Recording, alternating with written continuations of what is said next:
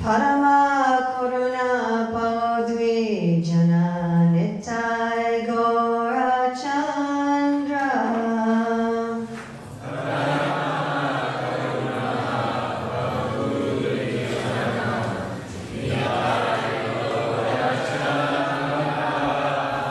Sabhavatar Sarashiromani Kevalayananda Kanda.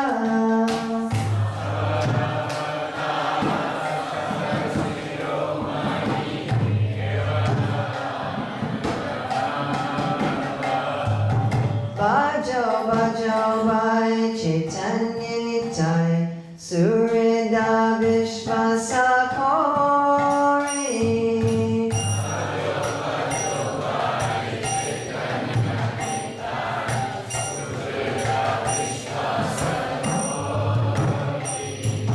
Vishaya Chariya Serase Majia Mukhe Bolo Hari Hari.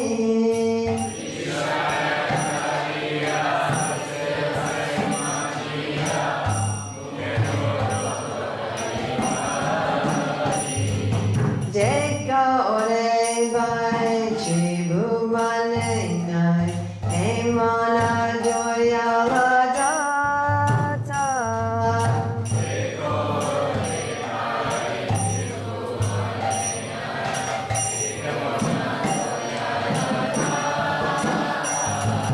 Pasu Pakijue Pasana Vidare Suni Jana Gunagata.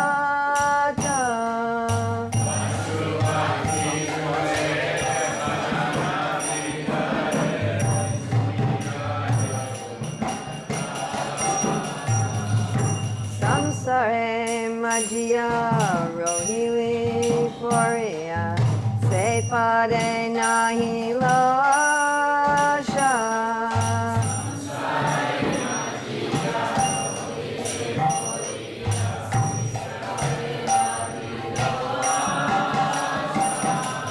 Apana Karma Bunjaye Shamana Kahoe Lochana Dasa.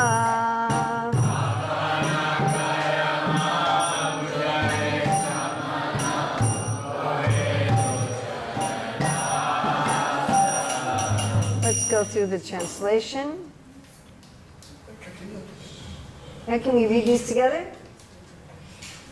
Lord Nitai and Lord Gaurachandra are very merciful. They are the essence of all incarnations. The specific significance of these incarnations is that they introduced a process of chanting and dancing that is simply joyful.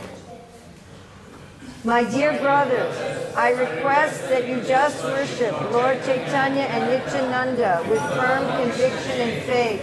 If one wants to be Krishna conscious by this process, one has to give up his engagement in sense gratification, becoming absorbed in worshiping Lord Chaitanya, Nityananda, and simply chant Hare Krishna, Hare Hare, without any material motive.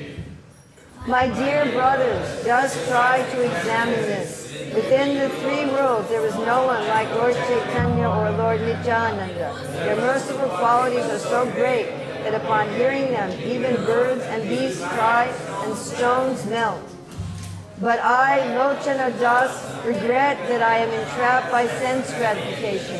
I have no attraction for the lotus feet of Lord Chaitanya and Lord Nityananda. Therefore, Yamaraj, the superintendent of death, is punishing me by not allowing me to be attracted by this movement.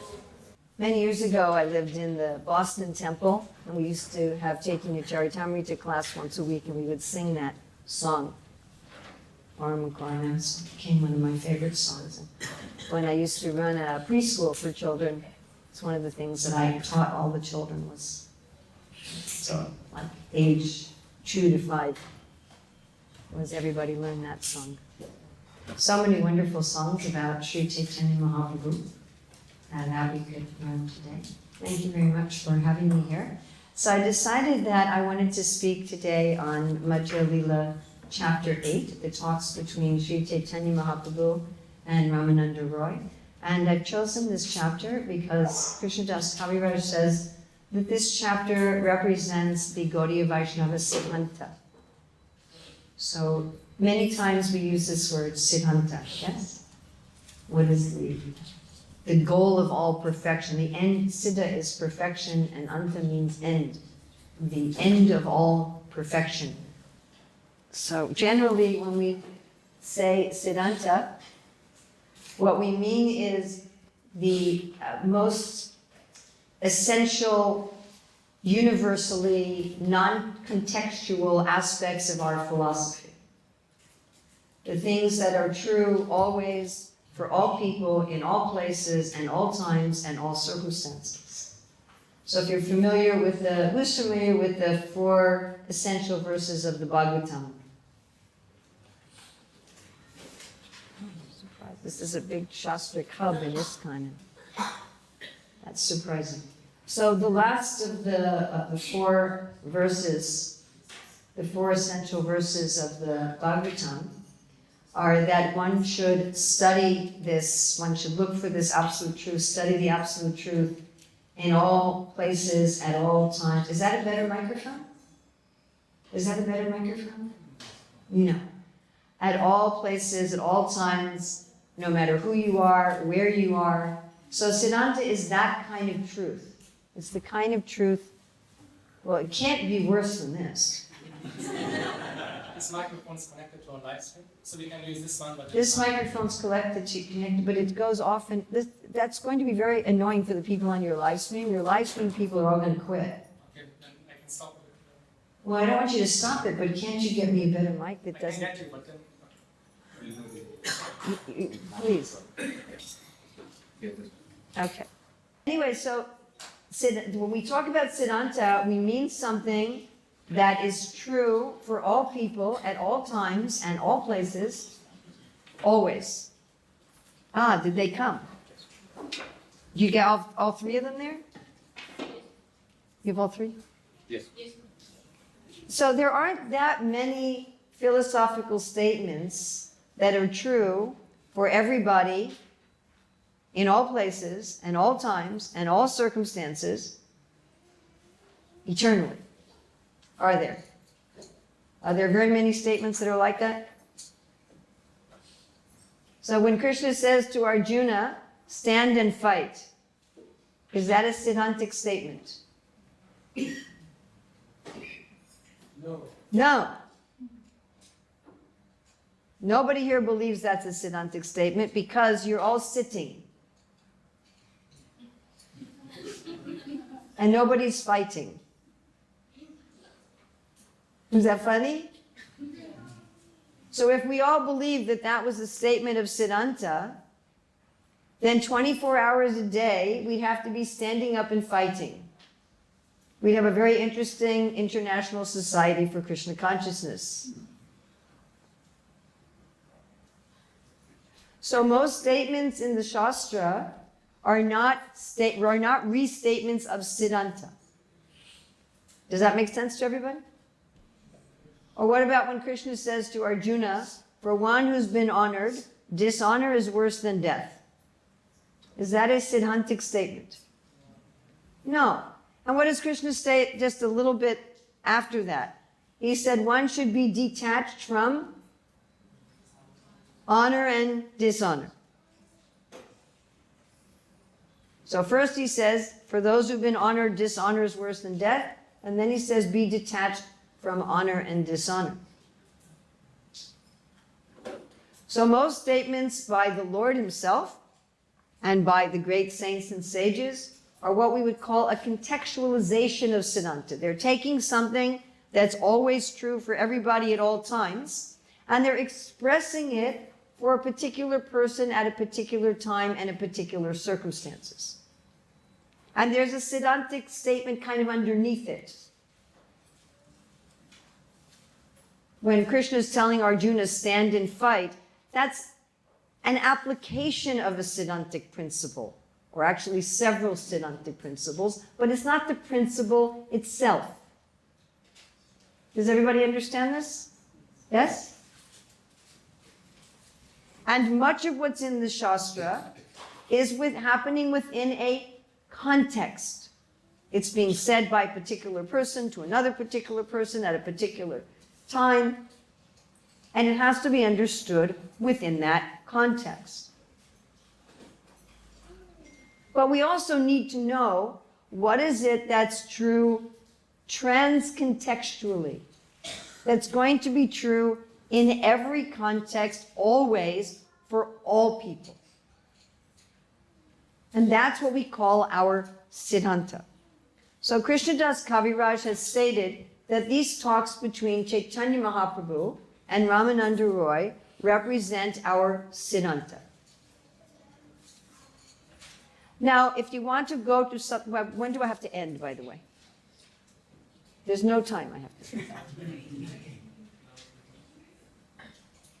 Well, all right. It's 8:40. How many people are okay with 9:30? Raise your hands if you're okay with 9:30. Okay. How many people are all right with 9:45? Okay. You want me to try that too? I'll aim for 9:30 to 9:45. So he's identified these talks between Sri Chaitanya Mahaprabhu and Ramananda Roy as our Gaudiya Vaishnava Siddhanta. Now let's go to something even more interesting. Now one reason I'm bringing this up is I'm the chairperson of the Shastric Advisory Council to the GBC, and we're in the midst of working on a major project called Vaishnava Hermeneutics. Hermeneutics is how do you explain and understand Shastra? And we're going to be having our second major meeting on this, my goodness, in about 3 weeks. And one of the aspects of understanding Shastra, understanding the Acharyas, is that you compare every statement you're trying to understand to Siddhanta. So who of you have ever come across a statement from Prabhupada or Acharyas or the Shastra that you were like, what? Huh? How many of you have ever come to a statement like that? Only a few of you. Or you're all too embarrassed to say that? No, I perfectly understand everything I read all the time. Maybe I should ask that question.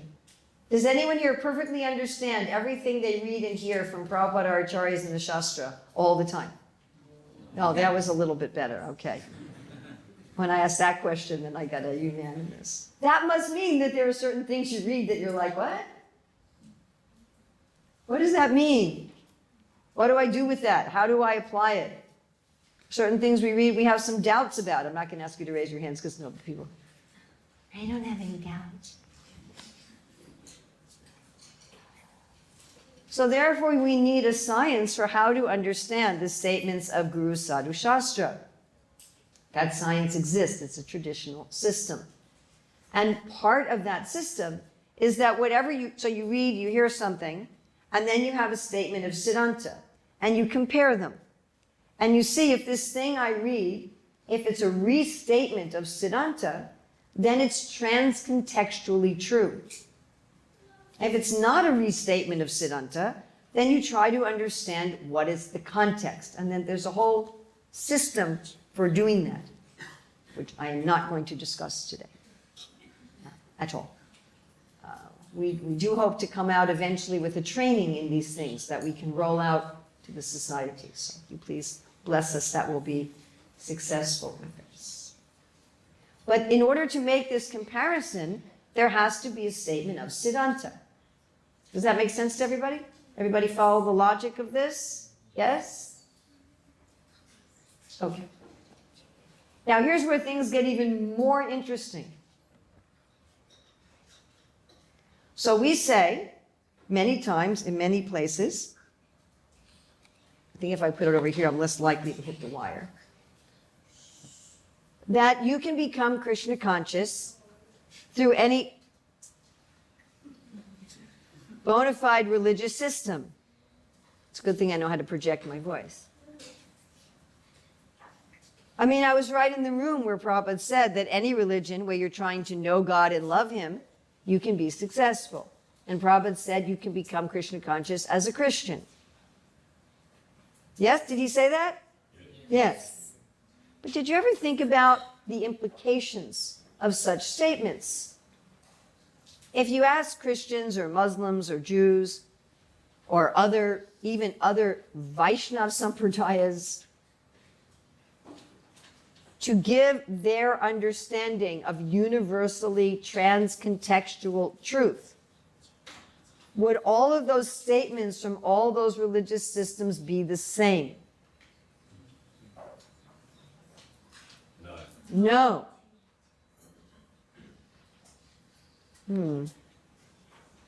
Well then, what does that mean? So some people will say that it means, well, it doesn't matter what you believe. Do you think that could be true? Do you think that's true, that it doesn't matter what you believe? Does anyone think that that's true? So we have a problem here. We have statements, repeated statements from Prabhupada, that you can attain perfection in any bona fide religious system. Am I correct about that? Am I correct? Yes. I heard Prabhupada say it with his own mouth. I was right there. But yet there's different beliefs. Now, is there a common belief to every genuine religious system? Are there any common beliefs? Yes. Yes. What would those common beliefs be? Somebody have some ideas? Believe in God. Believe in God. And some more. What are some more common beliefs to all the genuine religious systems of the world? Well, mercy and kindness. I'm not sure about absolute nonviolence. Even we don't believe in absolute nonviolence. Yes? You are the soul, you are not the body. I don't know. I don't know. I don't know if some religions would say you have a soul, and they're a little confused. Yes? God is great. God is great. Fear of the Lord. Fear of the Lord. All right. We also talk about fear of the Lord in the third canto. There is another world. There's another world. There's a kingdom of God. Very good. Okay. What else? What's a common? Existence of higher authority.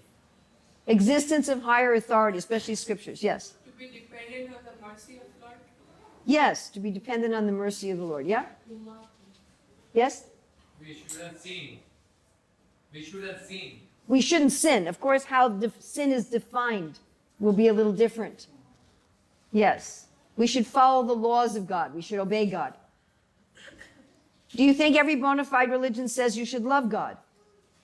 Yes. Yes. Every bona fide religion says. So every bona fide religion says there is a God. There's one God. There's one God who is great, who has another reality, another world. We should follow His instructions. We should follow His laws, and we should love Him. Yes, am I correct? Correct. So those are statements. Do we need something else here? Do we still have a technical problem? Oh, look. Okay. Hopefully this will just like work, right?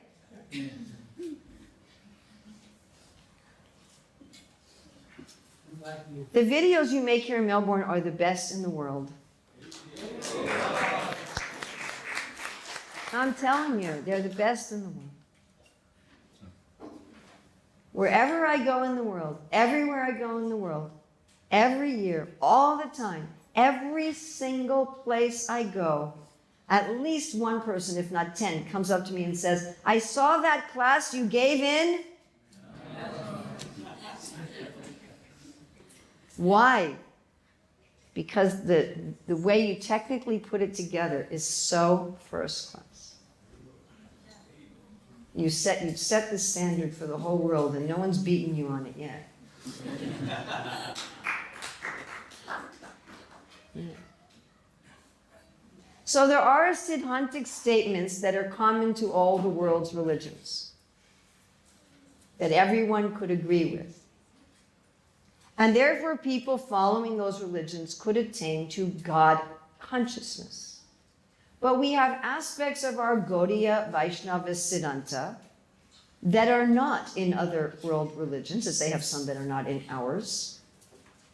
And our claim, which somebody could examine, as Krishnadas Kaviraj says, with all logic and reason, is that the Siddhantic statements we have that go beyond these general statements reveal a higher and more intimate, more varied understanding of God. And therefore, we can simultaneously say that one can attain to God consciousness through any of the bona fide traditions of the world. And therefore, we're not sectarian. We're not saying that we have a monopoly on truth. We don't say that you have to join the International Society for Krishna Consciousness or else you're going to hell. We do not even say you have to be a Gaudiya Vaishnava or else you're going to hell. We don't even say you have to be a Vaishnava or else you're going to hell. I hope nobody preaches like that, because if you do, it's not correct. Again, I was in the room with Prabhupada when he was very clear on this point. But we can also say that if you're a Gaudiya Vaishnava, you have the opportunity in one life to attain a portion of the spiritual reality which is not generally available in most religious traditions. An inner portion, a more intimate portion. You know, you can go from Vaikuntha to Goloka. You all know that, yes? It's in the Brihad Bhagavatamrita, and Prabhupada mentions it in Nectar Devotion. That if you attain to Vaikuntha, you can go beyond that to Goloka. But you can't go to Goloka if you don't know about it. You're not just going to end up finding yourself there.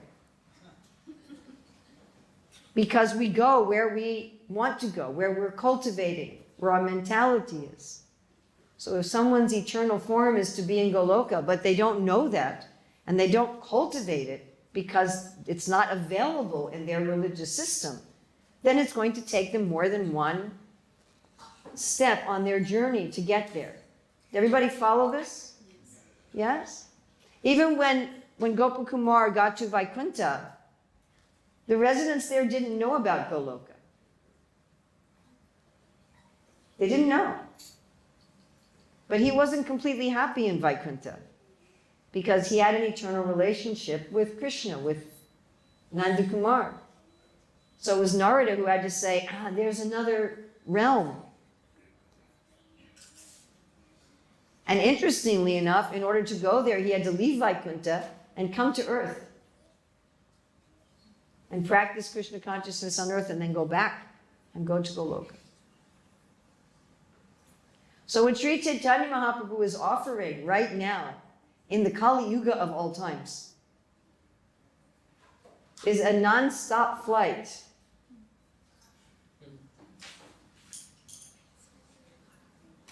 That was my intention yesterday, was to take a non-stop flight, but I ended up being in a city other than I had planned to be in.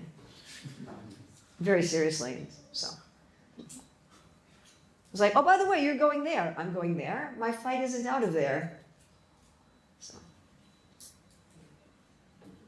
Hare Krishna. But Sri Chaitanya Mahaprabhu was offering a non-stop flight. Cheap. At a very good rate. You just can't take any luggage. You want to get the cheap rate, you can't, all you can bring is a passport. And your japa beads, that's all. So the Siddhanta that we're going to enter into in a minute or two is giving us access to a reality that's not available in most bona fide religious systems of the world today. Now you can say, well, the other Vaishnava Sampradayas know about it, that's a fact. Right? In the Vallabha Sampradaya, they certainly know, although most of them now consider Vatsalya Bhav the highest. And certainly in the Sri Sampradaya, there's talk about Krishna and the gopis. Yes, those of you who come from the Sri Sampradaya. It's certainly there, but it's not the emphasis. Am I correct? Those of you from the Sri Sampradaya. It's there, it's known. It's not like it's not known, but it's not the emphasis. I mean, even in Christianity, there's talk about what's called bridal mysticism. And there were Christian saints like Teresa of Avila, St. John of the Cross, who it certainly appears from their writings and their biography entered into some kind of Madhurya Bhav. It certainly appears that way. But that would be a very unusual situation, some kind of creepacity. But here this knowledge is being made available to everybody. So we're now going to look at one of the explanations, not the only one, but one of the explanations of our Gaudiya Vaishnava Siddhanta. So such an important thing to understand, because first of all, it tells us what are our most essential, highest truths. Second of all, it gives us our reason for being here rather than someplace else.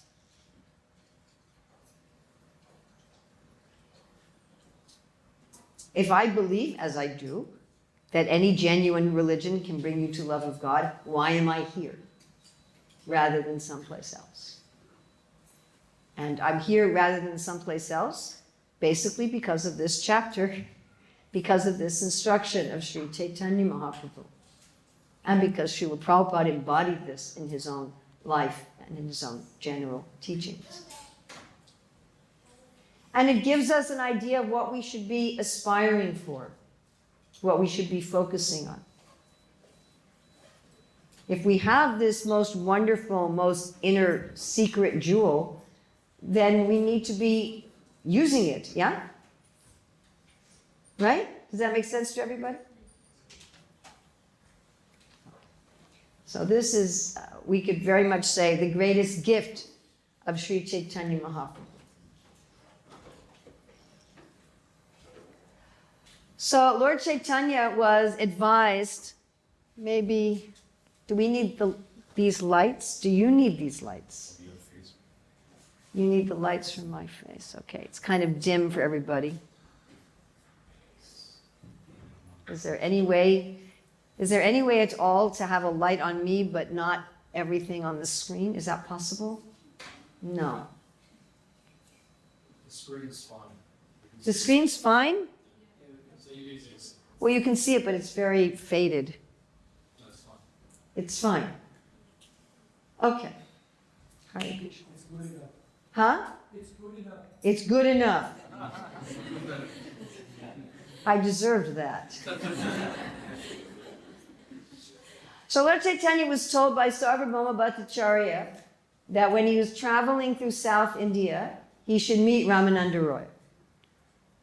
So Sri Chaitanya Mahaprabhu, after traveling, he went to the banks of the Godavari and he saw Ramananda Roy, but he thought, it's not proper for me to go to him because Chaitanya Mahaprabhu was born in a Brahmin family, he was a sannyasi. Ramananda Roy was born in a Sudra family and he was a grihasta. Children are fine. They don't have to be totally silent, they're fine, as long as they're not screaming. So generally in Vedic culture, the senior person doesn't go see the junior person. The junior person has to see the senior person. You know, this is not true in modern Western cultures, right? If the parent says to the child, you know, hey, Raghu, Raghu says, what? From the other room, right? And the mother has to go to see, or the father has to go to see the child. But that's not Vedic culture. So Sri Chaitanya Mahaprabhu, he wasn't going to go to Ramananda Roy. Ramananda Roy came to him. And as soon as they met, they embraced and they started crying. But there were also other brahmanas there, and they're thinking, what's going on here? Why is some sannyasi crying, embracing this government official? Well, something's happening here, it's not quite right. This isn't normally what happens in our social system. And Chaitanya Mahaprabhu could understand that these brahmanas were disturbed and that they couldn't understand something higher.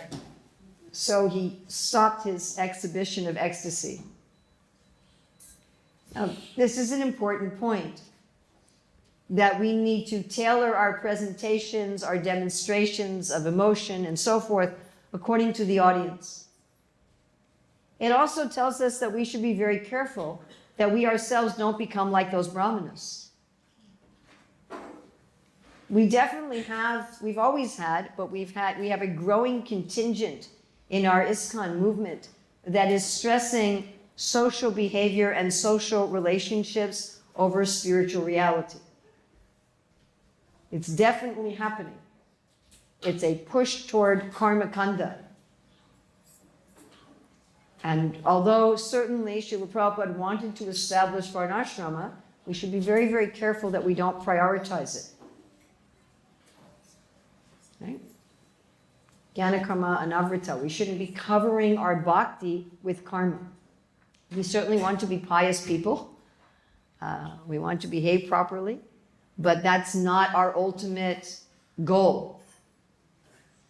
We're not going to make spiritual life subservient to karma kanda, which is what these brahmanas were doing. So they agreed to meet later without these disturbing people.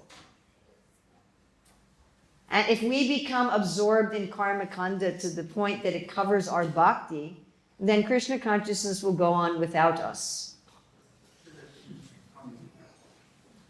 You know, we may still be part of ISKCON, but the real river of nectar will be flowing at a distance from us. And we'll be having our big conversations about social relationships and etiquette and all these things, but we'll miss the Siddhanta. Everybody understand? Yeah, so we'd be very, very careful. These things are important. It's not that they're not important. They are important. They're certainly important. But they don't have primacy.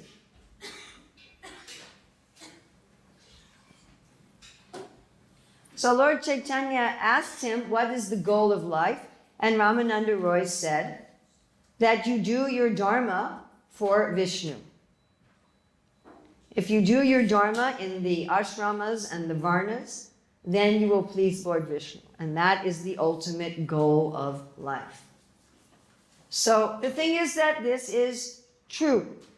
Krishna says it's true. In fact, Ramananda Roy, to substantiate his argument, gave this verse from the Vishnu Purana, which is the Supreme Personality of Godhead, Lord Vishnu, is worshipped by the proper execution of prescribed duties in the system of Varna and Ashrama. There is no other way to satisfy the Supreme Personality of Godhead. One must be situated in the institution of the four Varnas and Ashramas. Now listen to this statement. There's no other way. But is that a statement of Siddhanta? No. It's a contextual statement. It's like a stand up and fight kind of statement. That to a particular person at a particular time, you might say, there's no other way to satisfy the Lord than to do your duties for his pleasure. And that statement would be absolutely true for that person at that time and that place. Does that make sense to everybody? Right? So your child's going to school, they're sitting in their classroom. Say, the only way you're going to satisfy Krishna is you do your studies to please him. In that moment, that's true. Or you're working at your job or your business. And in that moment, the only way to please the Lord is to do your job for his pleasure. There isn't another way in that moment. Right? Yes? And this is a general truth for people in the material world.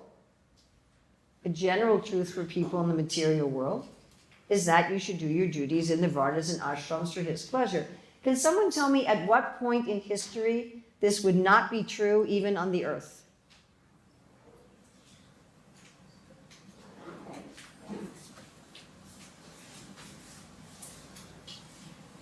End of Kali Yuga. At the end of Kali, well, you're very close. Satya Yuga. Satya Yuga, at the beginning of Satya Yuga.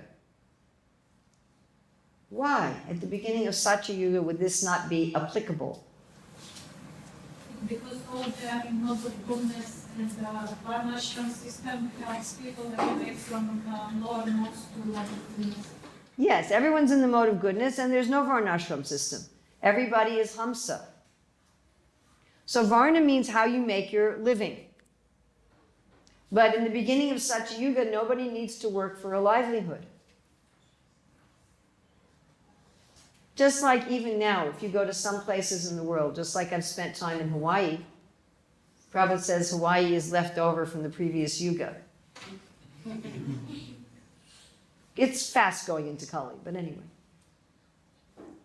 So I have a devotee friend. Before she was a devotee, for 1 year, she intentionally lived homeless. She had no shelter, no job, and she gained weight. Because in Hawaii, there's wild avocado trees everywhere, and wild coconut trees everywhere. And you just bathe in the ocean or the rivers. It's always warm. Even when it rains, it's warm rain. You don't need a shelter. You don't need a shelter. You don't need agriculture. So Satya Yuga was something like that. The jewels were, you didn't need mines. The jewels were just coming out of the earth. You didn't need a livelihood. You didn't need a varna. And we didn't need government because everybody behaved. And there weren't even villages. That started with Prithu Maharaj. Everybody just lived wherever they wanted, and you didn't even need ashrams. I mean, obviously people must have had children, but you didn't need a system of ashrams because everybody was just naturally devoted to the Lord. And people basically just meditated all the time. People just basically were in trance all the time. And when they needed to eat, they just, picked an avocado. So there was no need for varnas and ashramas. There were basically no material duties. And so therefore this verse wouldn't have been applicable even on this planet. And again, when Satya Yuga rolls around, the same thing will happen. It won't be applicable. Furthermore, this verse refers only to the body. What varna you have, what ashram you're in, has to do with the body and mind only. What determines your varna? What determines your varna is your body and mind. What do you like to do that you're good at? What do you do automatically, even if nobody pays you? Basically, your varna is what's needed in the world, what you can get paid for, what you can earn a livelihood by, what you love and what you're good at, all four of those things. That's what your varna is. It's what you do automatically because you love it and you're good at it. And then you use that to please the Lord and to benefit society. And that should be the way you maintain yourself. You should maintain yourself by what you love, what you're good at, and what's pleasing to the Lord and what benefits society. That should be your income stream. But what you love and what you're good at changes from life to life, my dear friends. It's not the same in every birth. Like Prabhupada had this dream that John Lennon was a great musician. And he said he's been practicing music for many, many lifetimes. But that doesn't mean that he's eternally a musician. You might be an architect for many, many lifetimes, and then after a while you're like, I'm tired of this. And you get into something else. I mean, I had many reasons why I retired from being a teacher of children. The main reason was that I wanted to focus on creating materials for teachers. But also it got to the point that it got boring. It's like, okay, I've already done this. It got to the point that where being better at your craft was so incremental. You understand? There wasn't so much challenge in it anymore. It wasn't so much, okay, and keep improving and after a while, to keep improving and keep improving, you're putting out this effort and there's only this much, you understand? So we get like that in particular lifetimes. We practice something, and then we're like, okay, I've kind of mastered this. Obviously, you can never fully master anything, but after a while, it's like, been there, seen that, done that. Let me try something else. And sometimes you get into another occupation, another life, because you get into different modes. You get into different modes, and so those occupations just aren't attractive to you anymore. If you go from the mode of ignorance to the mode of goodness, then, you're just really not going to want to make shoes out of leather anymore. It just won't be attractive to you. So, and the ashram has to do mostly with age. Generally, like the brahmacharya ashram is supposed to be for children and teenagers because it's the ashram of school, it's the ashram of education. So generally, education is for when you're young, yes? And then grahastha ashram is for when you're in the prime of life. Grahastha ashram is you're supposed to produce children. Well, that's done at a certain time of life when the desire is there, when the physical ability is there. So that's according to age. And then you retire in middle age. I mean, all over the world, even non-devotees retire in middle age, yes? And then in old age, you prepare for death. Even if you don't know the ashram system, you're preparing for death in old age. And many times in old age, people do renounce the world just because they have to. Isn't that correct? The last year of my mother's life, she basically lived like a Babaji sannyasi because she had to, because she was so sick. She gave up her flat, gave away all of her possessions, moved into a nursing home, basically left society, left everything. You follow? So the ashrams are following the natural rhythm of life. Be a student when you're young, have children and have a livelihood when you're in the prime of life, retire and travel in middle age, and at the end leave everything and prepare for death. The ashram system simply spiritualizes the natural life cycle. It relates each part of the natural life cycle to God. But it still has to do with the body. It has to do primarily with the age of the body. And to some extent, the psychology. So Lord Chaitanya said, this is all bhaya. It's all external. It's not about the soul. The soul isn't. How old are you? 9. So does that mean that your soul is 9? That you, the soul, are 9? No. It's just the body. And when your body gets to be 19 or 29, that doesn't mean that you, the soul, have gotten older. So he said this is all external.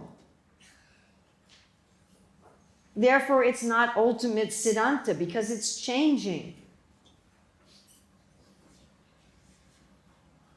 Right now you may be satisfying the Lord by coloring a picture of him. But most of us don't do that in our 30s and 40s. It's not an eternal dharma. He said that's external. So he didn't say it's false, but it's something external. So then Lord Chaitanya says, all right, Krishna karmapana. Sarva sadhya. Sadhya is the goal. Sada, supreme. This will give you the supreme goal.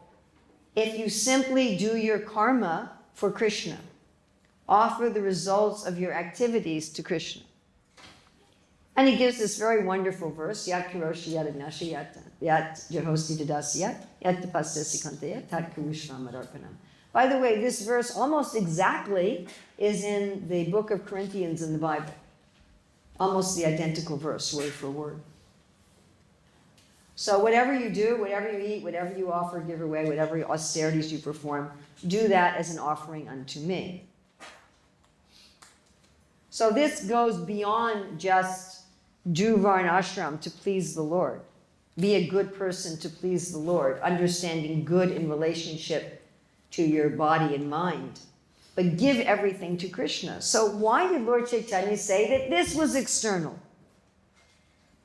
Any idea why Lord Chaitanya said that this is external? When I first read this, I was very confused. Yat Karoshi Yadadasi seems to me to cover everything. Why is it external? Any thoughts? Because it still refers to the body. It still refers to the body. It's still what you're doing with your body and mind. Give that to God. So now that's a very high principle. What percentage of people in the world would you say are actually doing that? Not very many. A very small percentage. Even in our ISKCON movement, I wonder how many of us really offer everything we're doing to Krishna. And still Mahaprabhu is saying, that's external. It's still based on the body. Now, what's interesting here is Ramananda Roy keeps getting rejected, but he doesn't give up and get discouraged. So if the Lord was speaking to you, or your guru was speaking to you and asked you a question and you keep getting it wrong. I know as a teacher, if you ask people questions and they keep getting it wrong, they generally feel some shame. It kind of hurts their ego. And then they'll just stop. Or they'll say, well, I don't know. Well, I just don't know. Okay? Ramananda Roy doesn't give up. He says, all right, Swadharma Tyaga. Give up all your duties. All these external duties. Just give them up. I mean, many of us did that to join the Hare Krishna movement. I quit university. I left my family. To me, the most extreme example of this is Shiva Ram Maharaj. He was married, and he had 2 weeks to finish his undergraduate degree, and he left. Now, he does not advise today that people do that, but that's what he did. And his wife was even interested in Krishna consciousness, but not full on. She even was trying to, make our recipes and offer them. And he was like, nope. She said, but I'm not ready to fully surrender. Said, nope. Bye. He was his parents' only child. He said his mother just nearly went crazy. But that's what we did. Those of us who joined ISKCON in the 60s and 70s, that's typically what we did. We just Swadharma Tyaga. All right, bye-bye everything. My poor mother. I mean, my father was supportive, but my poor mother. There were many days like that. What are you doing? Hare Krishna. All right. So Ramananda Roy quotes a verse that occupational duties are described in the religious scriptures. If one analyzes them, he can fully understand their qualities and faults, and then give them up completely to render service unto the Supreme Personality of Godhead. Now, what does this mean practically for us? It means practically for us, although we may continue to do duties in the world according to our body and mind, we give up identifying with them. We stop thinking, I'm a Brahmana, I'm a Shudra, or probably we don't think like that. We probably think, I'm a banker, I'm a teacher, I'm a computer programmer, I'm a lawyer, I'm a doctor, I'm a man, I'm a woman. It's all this talking is kind of about women. And, I was thinking how if you want to get a lot of views on Dandavats, have something about women in the title, which says something about something that we're not going to say right now. But anyway, it's very interesting when when Prabhupada lady disciples asked Prabhupada, is it harder to be Krishna conscious if you're a woman? He said, only if you think that you're a woman. So So if you think, I'm doing these duties because I'm a man, or I'm doing these duties because I'm a woman, or I'm doing these duties because I'm an Indian, or because I'm Australian, or because I'm somebody's son, or somebody's daughter, or somebody's husband, or somebody's wife, or I'm a brahmachari, I'm a grahasta, I'm a good brahmachari. I am a good grahasta. I am a good woman. I am a good man. It's all rubbish. We're not any of those things. It's like trying to be a good dolphin or something, you know. It's not what we are. We should be doing everything because we're trying to please Krishna. And externally we may appear that we're doing duties in the Grahastha ashram or the Vanaprastha ashram or the Sannyasa ashram or as a woman or as a man or whatever, as an Australian. But that's just superficial. I compare it to the cover identity of a spy. You know, that our real mission is just to please Krishna. Now, interesting, the verse that Ramananda Roy quotes here. Everybody knows this verse, right? Sarvadharman Puram. We said together, Sarvadharman Purityajya mam ekam sharanam vraja aham tvam sarvapapebhyo mokshayishyami masucha. Now, in the Gurukula, we learned 48 key Bhagavad Gita verses, and this, of course, was the last one that we would learn.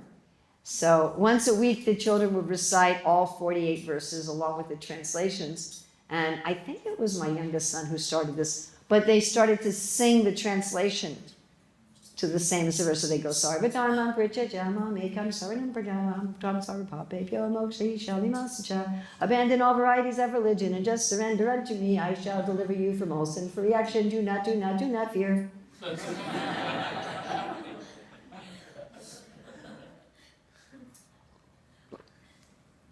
Okay, now this has got to be okay with Lord Chaitanya, right? I mean, isn't this the essence of everything? Just surrender. And so many times Srila Prabhupada will be bringing this one up as, this is it, you know? That's it. If you just surrender to Krishna immediately, fully, you'll get all perfection immediately, fully. And Lord Chaitanya says, that's external. Why is Lord Chaitanya saying that that's external? Anybody have any idea? It refers to the social dharmas. It does refer to the social dharmas. Sarvadharma and Purityajya. Now again, when Krishna is saying this to Arjuna, he's not saying externally give up your dharma, is he?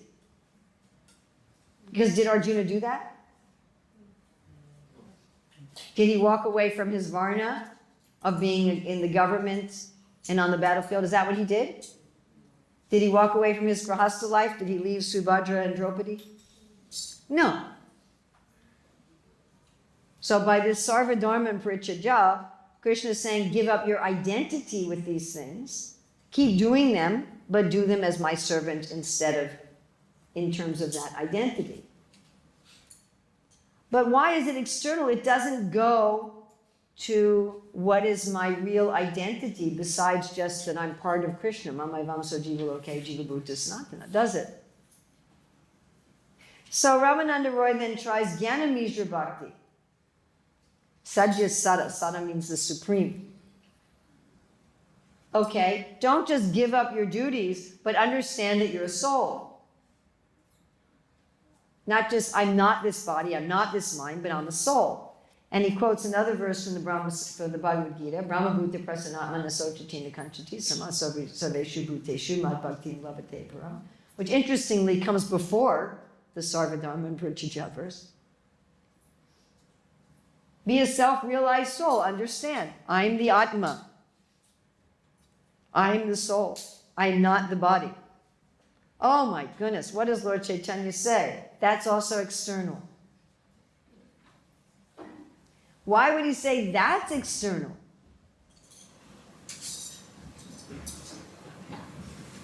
Because it doesn't entail the activities of the soul, it's only knowledge. What? Because it's only the knowledge of the soul, it doesn't entail what the soul does. Yes. Yes, it's just the knowledge that I am a soul. It doesn't involve the activities of the soul. It doesn't really involve the personality of the soul. It's not full knowledge of the soul at all. So then Ramananda Roy, who doesn't give up, doesn't get discouraged, he says, okay, bhakti without gyan.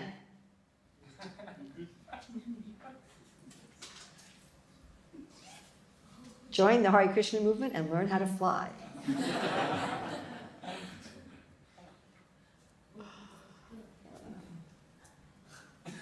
There's actually a very famous impersonalistic meditation system that says that if you do their meditation, you'll learn how to fly. Did you know that? It's their big advertisement. But we already know how to fly.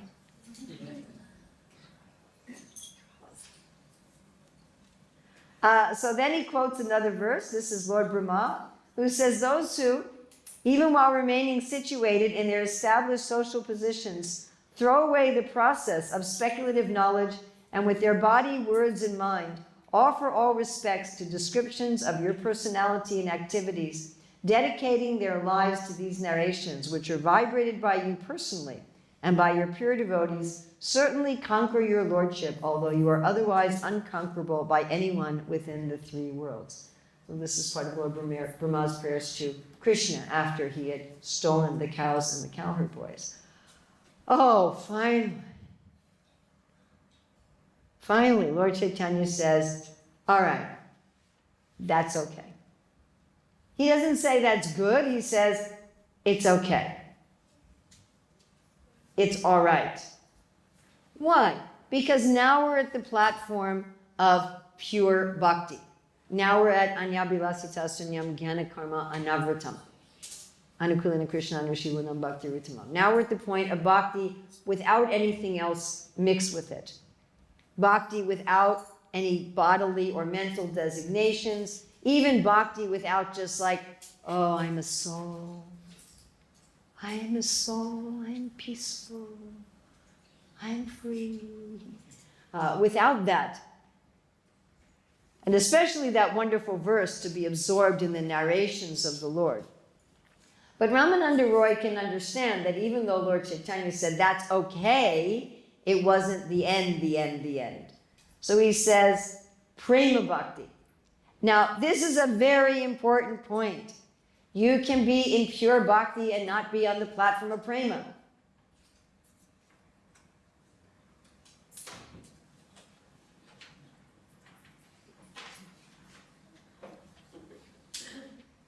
When we say a pure devotee, that can mean different things.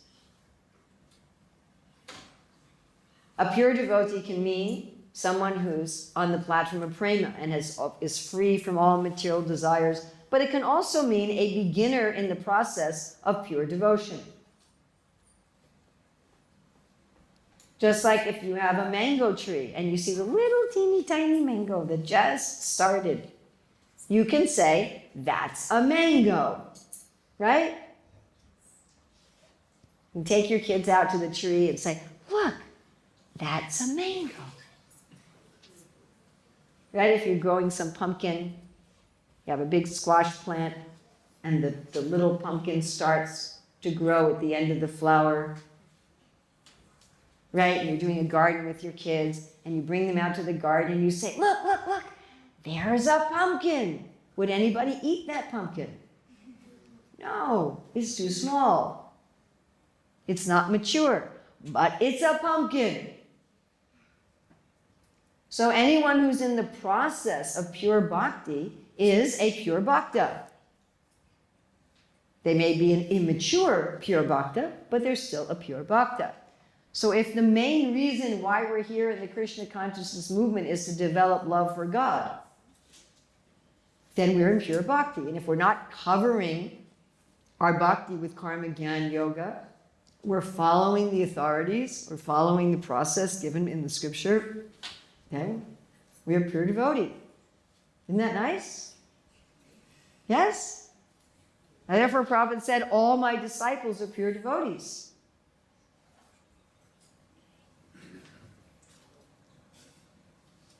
Does everybody understand that? Is that clear? But also, if you say pure devotee, you can mean somebody who's fully mature. Like if you say, I'm going to make pumpkin soup. That meant with a mature pumpkin.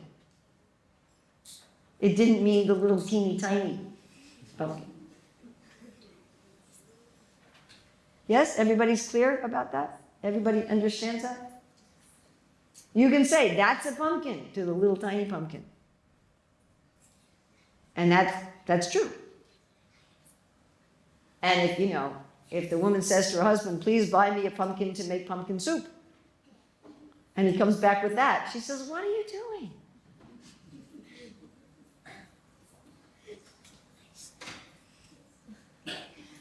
So here Ramananda Roy quotes a wonderful verse. He said, as long as there is hunger and thirst within the stomach, varieties of food and drink make one feel very happy.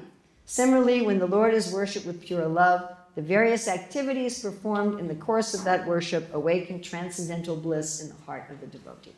So he's talking about prema, that in prema there's an attraction, there's a thirst, there's an interest. One's not serving just out of faith and conviction, but one is serving out of love. Then one feels great bliss. And he quotes a verse from the Pajavali, when the Lord is worshipped with pure love, the various activities performed in the course of that worship awaken transcendental bliss in the heart of the devotee. It can be attained by obtaining one price, that is intense greed to obtain it. If it is available somewhere, one must purchase it without delay. This is what we're trying to do in our Hare Krishna movement, is develop an intense desire. This is what Krishna explains in Bhagavad Gita 12:9. That we're doing our abhyas yoga, our practice yoga, to develop icha, to develop desire. And when the desire to please the Lord is intense, that is prema. And Lord Chaitanya says, yes, that is all right.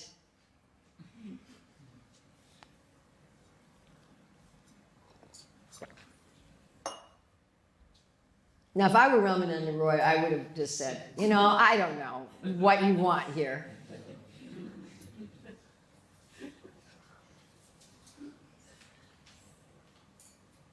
You're a hard customer. Maybe you should shop somewhere else. Ramananda Roy keeps going. He says, Dasya prema. Now he starts getting into the actual varieties of personal relationships with the Lord. Not just, I want to love God.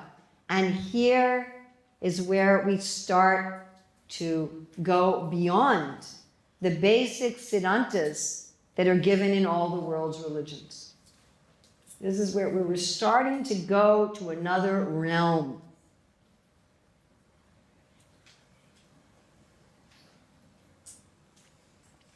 And Ramananda Roy quotes Bhagavatam 9:5-16. He said, what remains to be attained by those who have become his servants? This is Raktak and Patrak.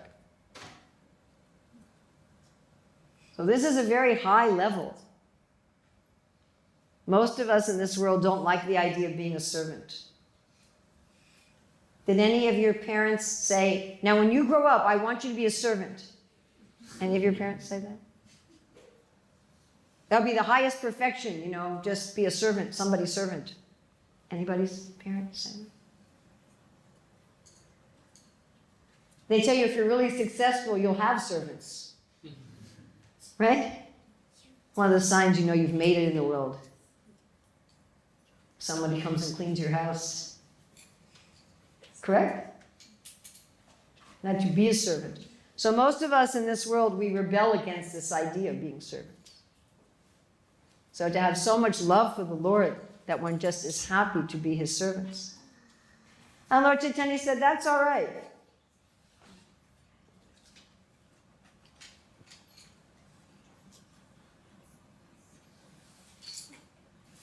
Sakya praying, to be the friend of the Lord.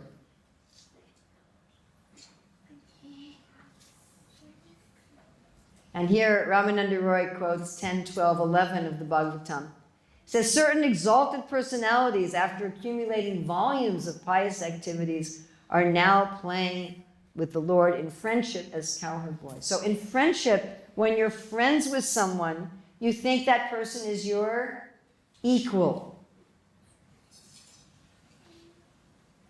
So somebody mentioned that all religions will say God is great. So I just spent the last week in Malaysia, which is a Muslim country.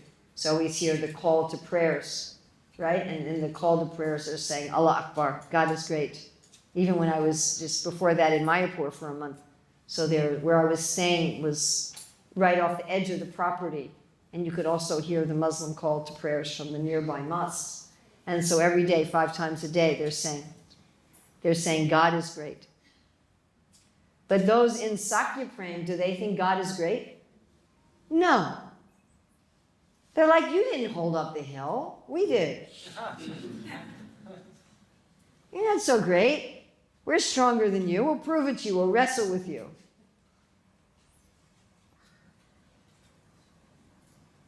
They take Krishna's samosas that Mother Yasoda sent from home, that Mother Rohini made. And they say to Krishna, hey, Krishna, there's a monkey over there. And then they take the samosa off his leaf plate, and they take all the vegetables out of it, and they put jasmine flowers in it, and put it back on his plate. Don't try this with the deities.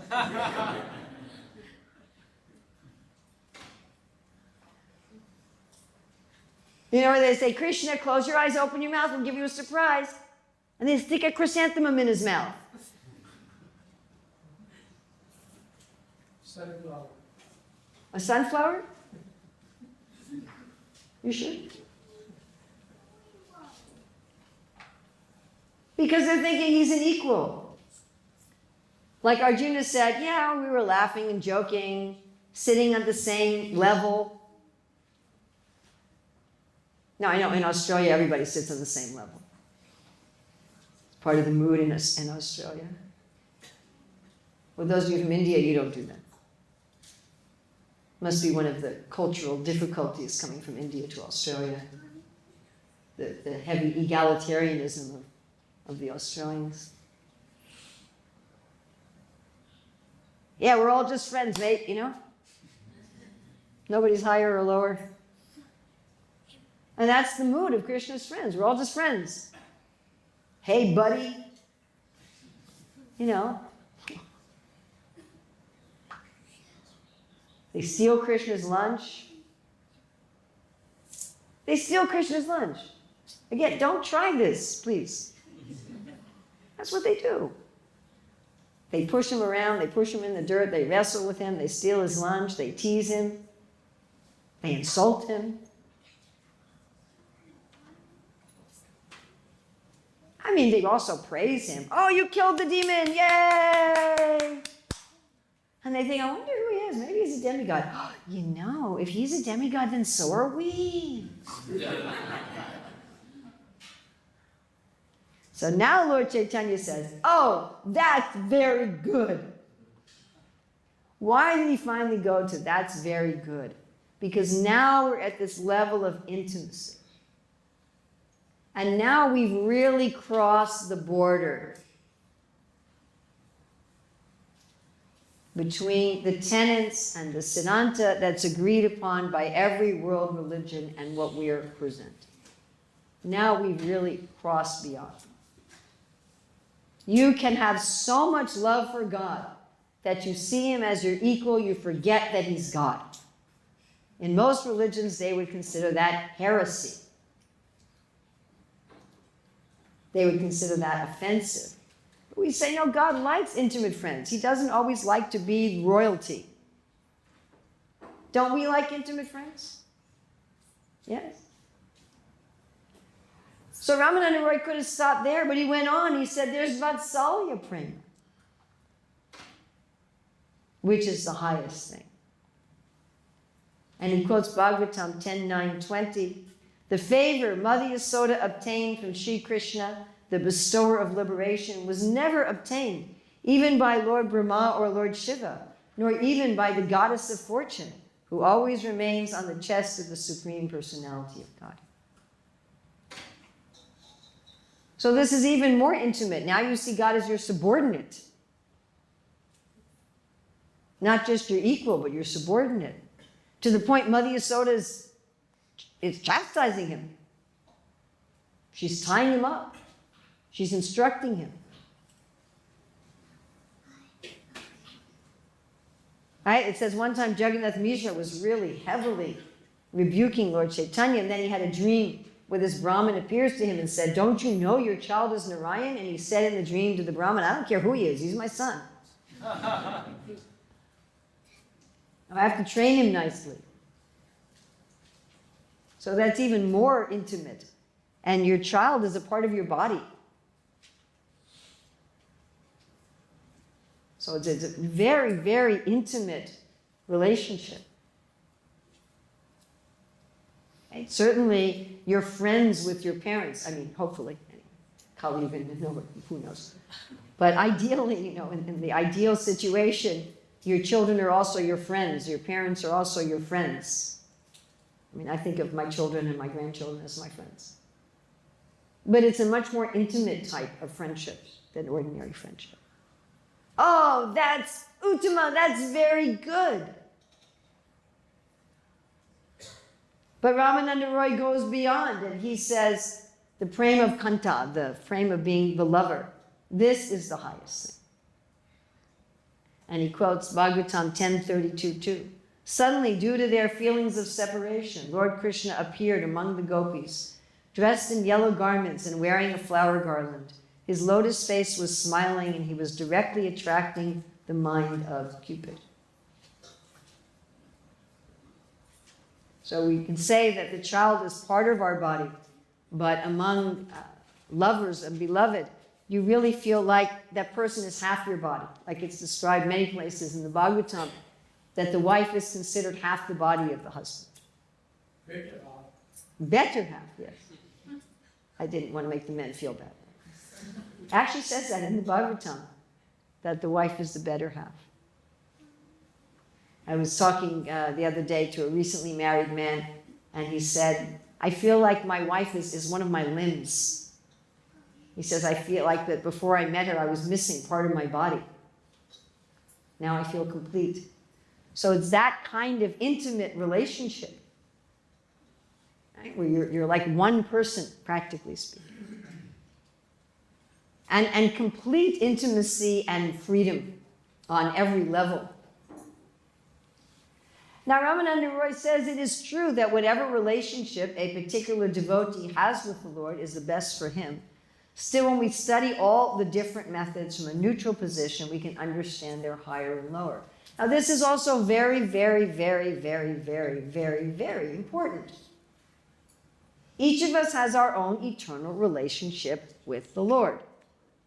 According to Prabhupada says in Teachings of Lord Chaitanya, when he talks about the same section of the Chaitanya Charitamrita, he calls it our aptitude or our choice. We, the soul, choose, eternally choose.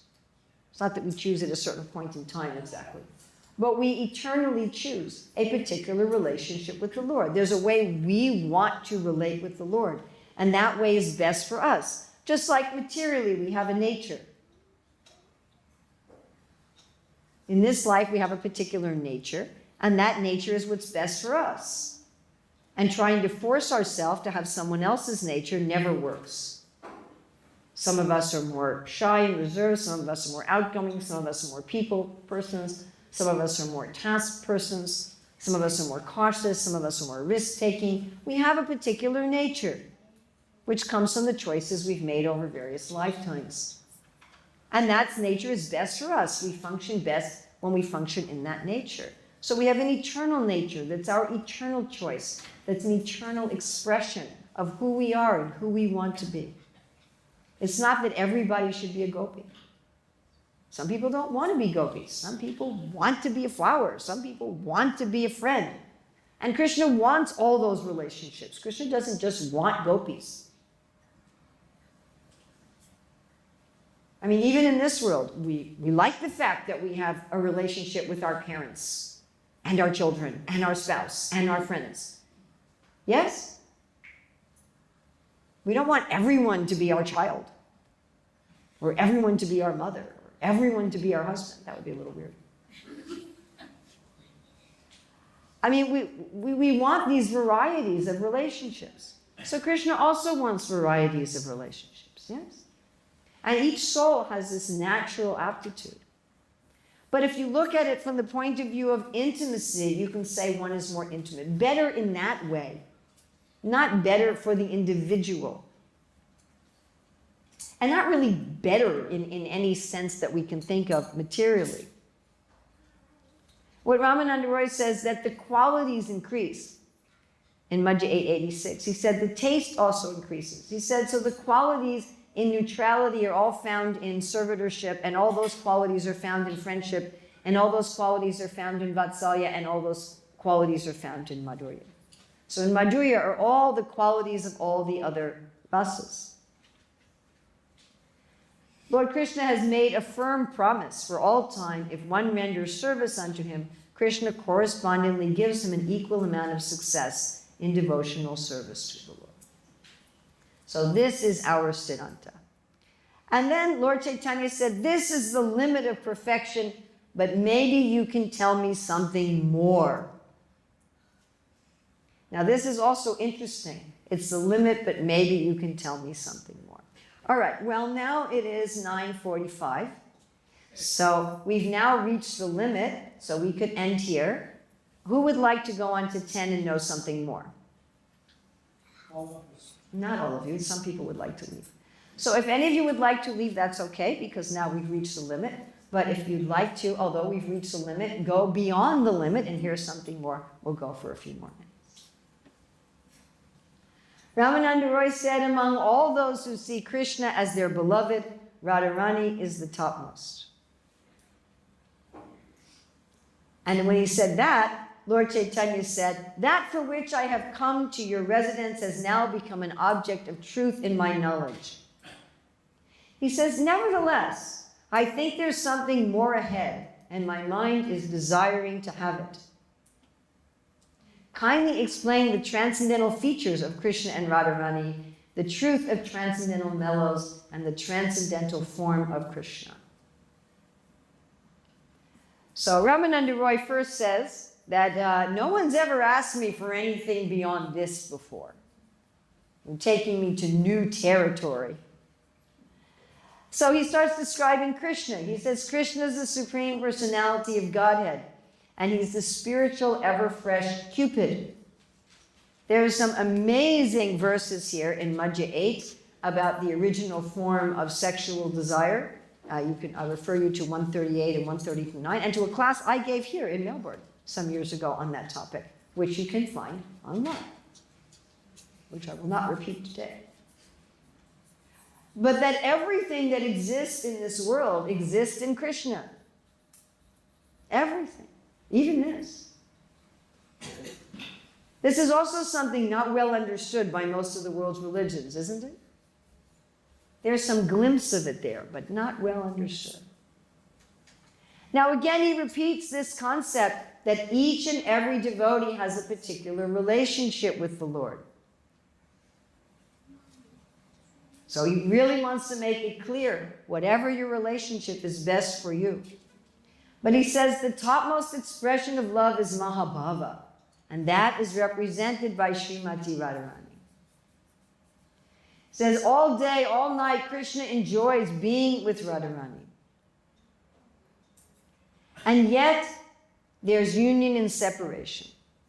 There's a kind of separation that gives even more ecstasy than meeting. And Lord Chaitanya said, this is the limit of everything. That's it. The love of Srimati Radharani and the fact that in separation there can be more ecstasy than in meeting. That's the limit. But now I have something else I'd like to ask you, a different topic. How do I get it? So if you finally find what's the best of the best of the best of the best of the best of the best of the best of the best of the best, what do I do to achieve it? Ramananda Roy said, if you want to achieve this Madhurya Bhav, you have to get it from the gopis. You have to get it from those who have it. Now, this is a general principle that we can only get love for Krishna from the devotees. Without devotees, we wouldn't know about Krishna. Without devotees, we wouldn't know the process of attaining Krishna. And when you come to the higher levels of bhakti, without the devotees, you just can't attain it.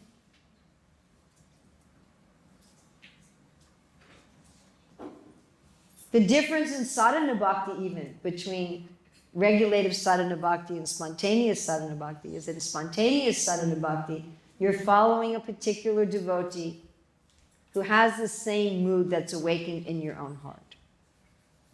So those who want to attain this transcendental kanta prema, they have to follow the gopis and take shelter of the gopis. Now, what does that mean to take shelter of the gopis? Well, it certainly means to meditate on their pastimes, but it also means to imbibe their mood. And he says their mood is that they're happier when Krishna is enjoying with another gopi than they are when Krishna is enjoying with them. This mood is completely against our materialistic mood. If you have brothers and sisters, you're like, hey, why aren't you paying attention to me? Why are you just with my sister? Why are you just with my brother? Or people who kill each other, oh, my husband's gone to another woman, I'll kill her, I'll kill him. But the mood of the gopis is, I want Krishna to be happy. And you see, each jiva has a particular flavor to offer to Krishna. I can only offer Krishna my flavor. I can't offer Krishna your flavor. So I also want Krishna to taste your flavor of bhakti. Now, this mood is prevalent to some extent even in Vaikuntha, where the flowers with different colors and fragrances offer obeisances to Tulsi, who appears by comparison externally to be very plain and a very slight flavor. Or the birds offer their obeisances to the bees, who aren't as colorful and just Even in Vaikuntha, everyone is pushing other devotees forward to give service, to make Krishna happy. It's this mood of the gopis. Right? Radharani's pushing the gopis to Krishna. The gopis are pushing Radharani to Krishna. And they enjoy millions of times more. Oh, now Krishna's happy with someone who can give him some other flavor that I couldn't give. This mutual behavior in love of Godhead pleases Krishna so much. We should be exemplifying this mood in ISKCON. That we glorify other devotees' service, that we empower other devotees, we make other devotees feel intelligent and competent. Not that when we walk in the room, everybody just thinks how intelligent and competent we are. I mean, even in worldly events, even in business and education, they talk about the diminishers and the multipliers. The diminishers are someone they walk in the room and everybody feels very small. Oh, that's a great person, I feel very small. And the multipliers is somebody makes everybody else feel empowered. And even they move to the background. Srila Prabhupada did that. 1970, he established the GBC. And he moved more to the background.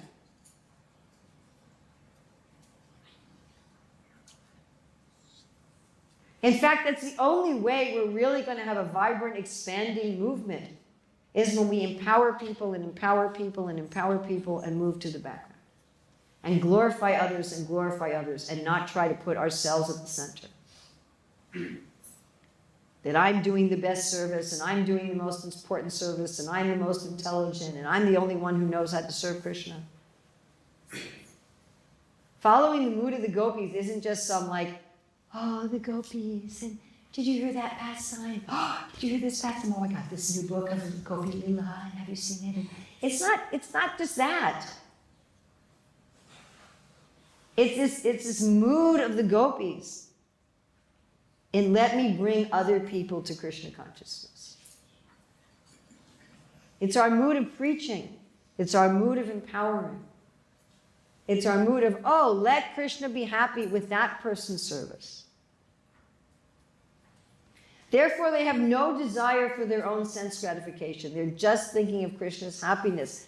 Now, if we think about that materially, we think of, well, if I never looked out for myself, that would be pretty awful. Because materially, it's a fact. If I just want to please someone and forget about myself, I'll probably get exploited. But I'm part of Krishna. I'm part of Krishna.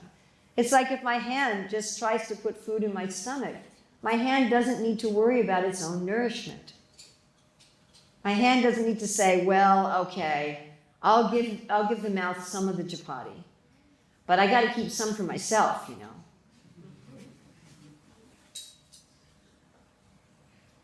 I mean, it's really interesting. A lot of beauty products are made out of food, isn't it? Aren't there a lot of beauty products that are made out of food? Yes? And you take the food and you just rub it on your body. Yes? Isn't that interesting? But of course, if you really ate a very healthy diet, which is kind of hard at the present time, you probably wouldn't need to rub the food on your body. So the devotee gives everything to Krishna because they're fully satisfied by giving everything to Krishna. Not that they're like, I gave everything to Krishna, now there's nothing for me. Like that.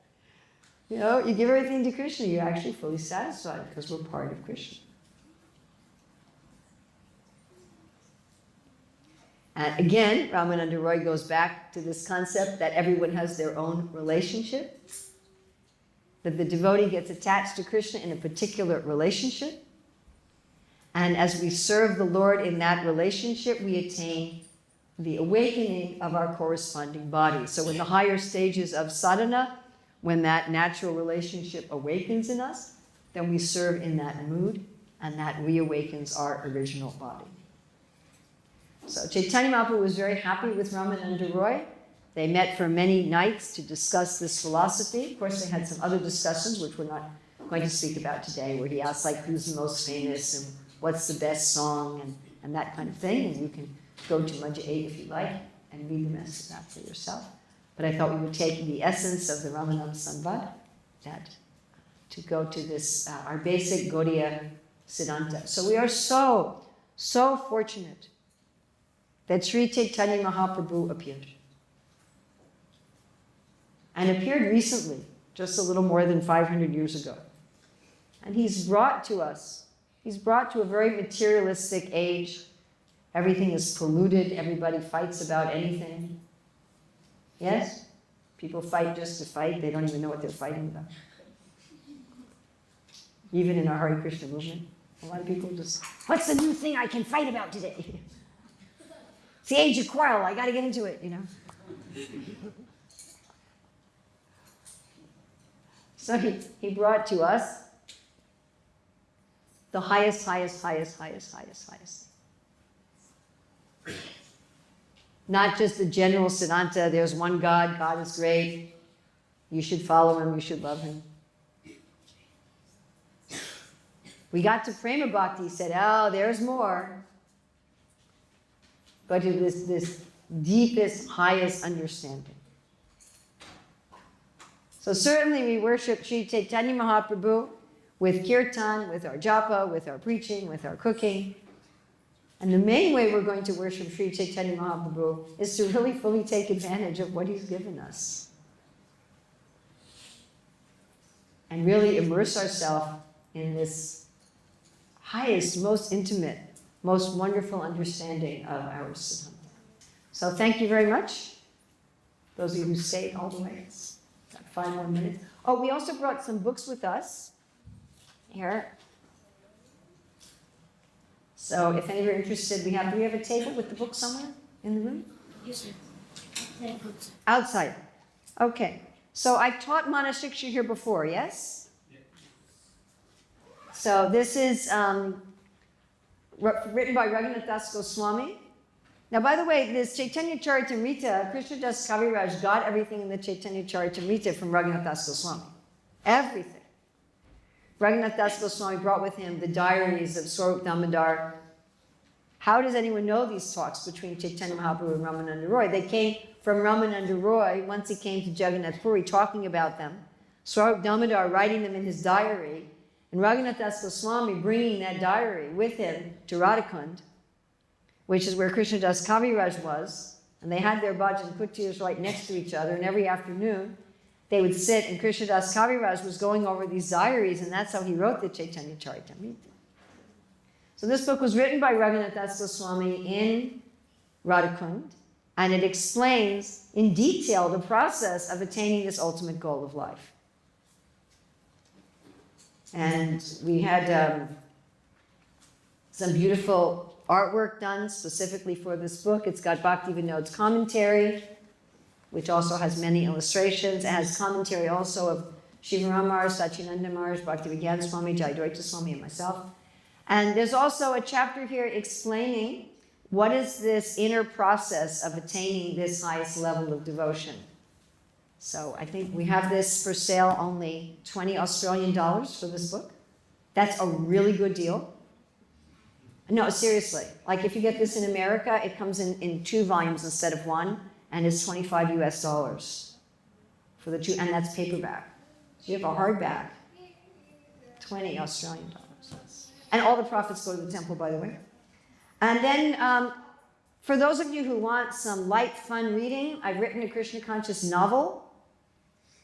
It's fiction, and it's based on Jud Bharat's instruction to Maharaj Rahugana about the forest of enjoyment. The first 2 parts are based on that.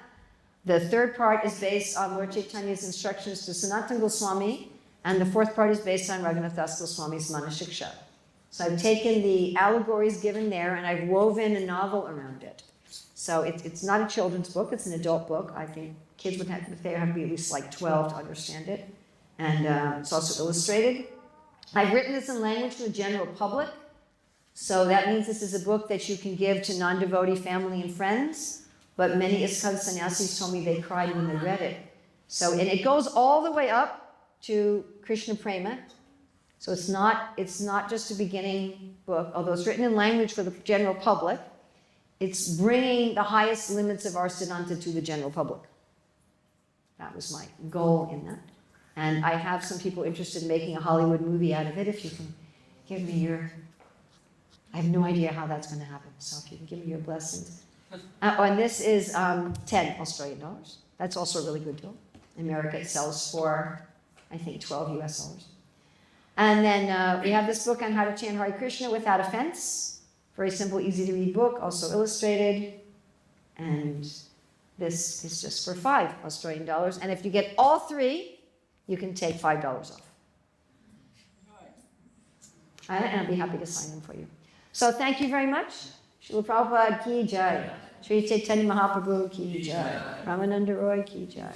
Srila Prabhupada ki jai. Srila Prabhupada ki jai. Srila Prabhupada ki jai. That's right. Enthusiasm is fine. Children are allowed to be enthusiastic.